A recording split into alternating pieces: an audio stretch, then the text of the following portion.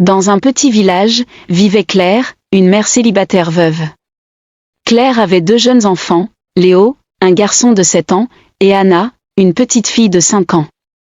Leur père, un homme aimant et dévoué, était tragiquement décédé dans un accident de voiture, laissant Claire seule avec ses enfants.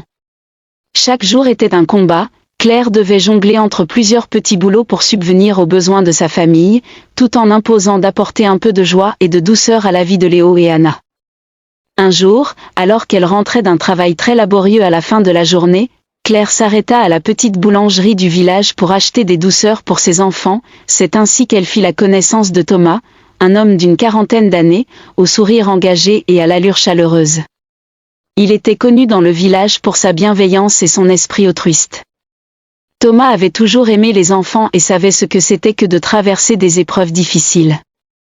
En voyant Claire, il décide de l'accoster. « Bonjour madame. Que diriez-vous d'un peu d'aide pour porter vos courses ?» dit-il avec un enthousiasme contagieux.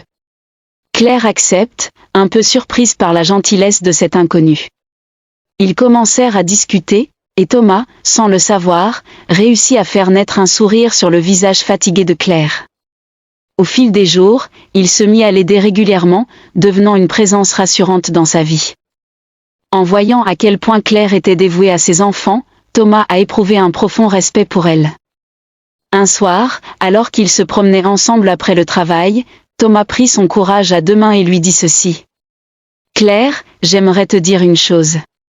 Depuis que je te connais, j'ai développé des sentiments pour toi. J'admire ta force et ta douceur, mais je sais aussi que tu as des enfants. J'accepterai Léo et Anna sans réserve, comme mes propres enfants, si tu le veux bien. » Les yeux de Claire s'illuminèrent d'une lueur d'espoir qu'elle n'avait pas ressentie depuis longtemps.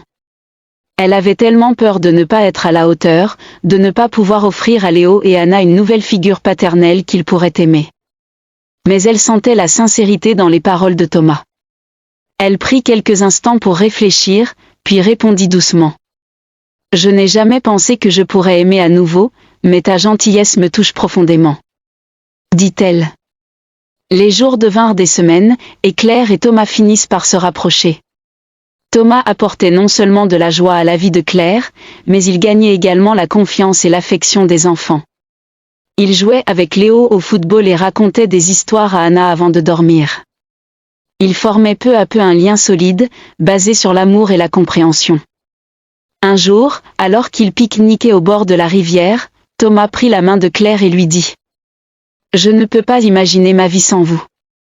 Je vous aime, et je veux passer le reste de mes jours à prendre soin de vous et de vos enfants.